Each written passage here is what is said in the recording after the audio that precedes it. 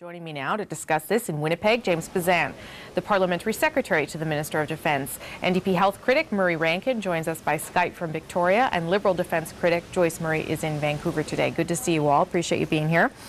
James Bezan, let's start with you. You heard there Tom Mulcair say that, if we moved into Syria, even in a bombing capacity, that somehow Bashar al-Assad would have some sort of say in the way we were conducting ourselves because we would need permission to get into his country. What do you make of that analysis of how it might play out?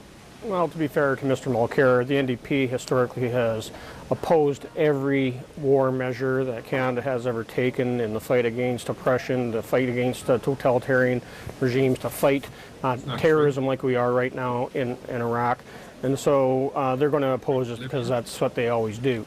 We're going to extend and expand this mission. The motion is going to come before the House of Commons next week, where we'll have a fulsome debate on the substance and details of the motion and how we move forward with this mission. And as Minister Kenney has said, ISIL is on the retreat. They have given up significant territory. The Iraqi security forces and the Kurdish Peshmerga are seeing success in retaking some of the towns and villages that ISIL had captured last summer. And they're regrouping themselves on the other side of the border in Syria. So we are giving serious consideration to how we might play a role in that, and making sure that we degrade and ultimately stop ISIL from not only being a threat to us here in Canada, but also the genocide that they've been committing in Syria and Iraq. But I think Mr. Mulcair's point is, why would Canada be comfortable working inside a country where the head of the country is engaged in a civil war and killing some of his own people? And what would that look like then? How would we be comfortable doing that? As we've said, it's not something that anyone's comfortable with. We are ultimately opposed to the Assad regime and the brutal dictatorship that he has carried out on his people, the civil war that we've experienced over the last 4 years there. But we will be working with our coalition partners as we look at how Canada participates going forward. Okay, let's get everybody else to weigh in there. Murray Rankin, we heard from your leader off the top. Is there any situation under which the NDP would be comfortable with an extension or expansion in terms of the fight against ISIS? I mean, it's a real fight. Is there no scenario under which this would make sense for your party?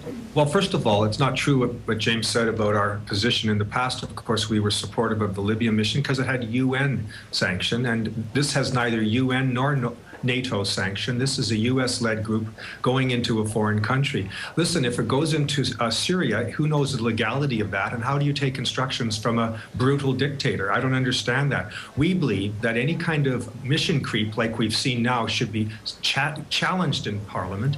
This was to have been a limited mission. It's gone from 69 people to 669 people. We know that this is expanding it from well beyond the advise and assist role, as you know, to something which looks a lot like combat to me after Sergeant Doran was killed in pretty close to the front lines. People are saying, what is going on? So we're very concerned about this. We think the focus should be on humanitarian aid.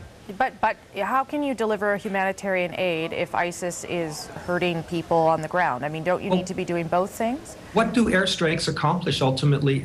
We're wondering whether there's a value added. What is the most effective way for Canada to be involved? We think that putting there's 5 million people affected, 2 million displaced people in refugee camps and the like or more. But is it not ISIS that's displacing those people? It is part of their collateral damage in this conflict. And so we're saying the more effective role for Canada to play would be that. And we're saying a limited. We said, listen, some help with military aid to the Peshmerga was something that we were prepared to contemplate. Some war material was something we could accomplish. We could also assist with. But we really don't see that Canada is going to add any value to this conflict, simply bombing people. Let me bring in Joyce Murray. Joyce Murray, where does the Liberal Party stand on the idea of an expansion, particularly if it involves moving into Syria in some capacity? Rosemary, earlier in your previous segment, you talked about not putting the cart before the horse until the details are available on cable pick and pay. We're saying the same thing with this mission. There's been a lot of speculation, there's been hints, there's been rumors, but we haven't seen the substance of the motion yet, and we'll wait until we see that before we comment. Fair enough, but the government has said, James Bezan just said it, that they are going to extend and expand. Is the Liberal Party at least in favor of those notions?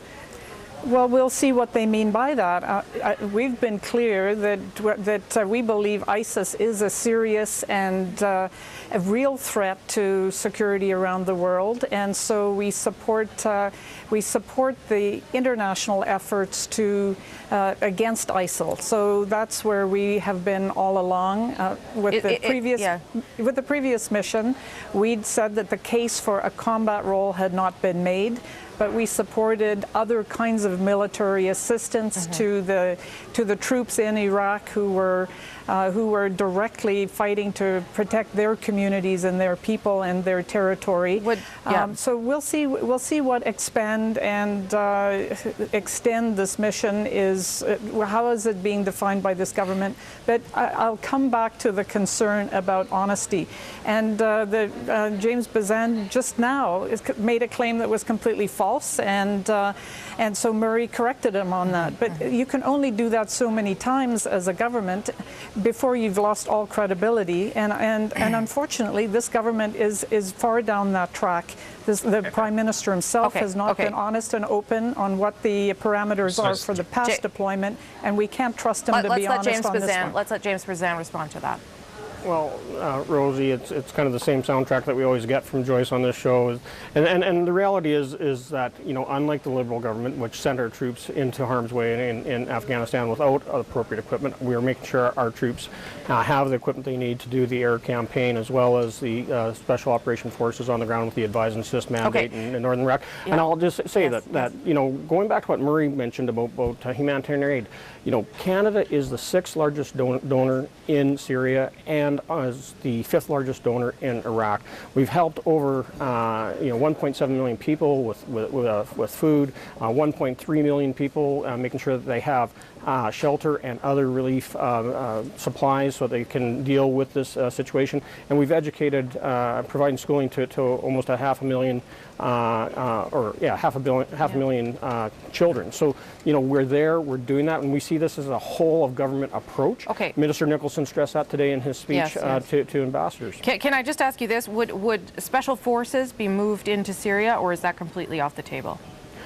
Look, we're going to have, as already Joyce pointed out, this is going to come next week, and that we'll have that debate. I know, I'm very impatient. I'm very impatient. Very patient, but you'll see the Liberals actually probably swallow themselves whole, since they opposed this mission before, and now they're sending signals that they're going to look at this.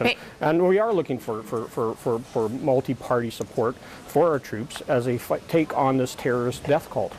Are you really, though? Are you really looking for multi-party support? Because it doesn't matter whether you have it or not. So why would you say that? I tell you, it definitely shows to our troops and to Canadians that there is support from a broad range. But we but you can support the troops without supporting a mission. Can you not, James Bezan? But also, you know, at the same time, we're seeing Canadians are concerned that this ISIL terrorist threat has been just such a genocidal organization. The way they brutalized people, sold women into slavery, you know, raped children, and have threatened us right here in Canada as well. My point is equating a policy stance on whether you're going into Iraq with something about not supporting the troops. Do you think that that's a valid point? No, I think if you look at it, we want to have Parliament approve this, and of course, us with having the majority, it's going to happen. But we want to have that fulsome debate. And you know, in the past, when we have deployed in Afghanistan, when we did bring motions before the House, we had multi-party support for there and in Libya.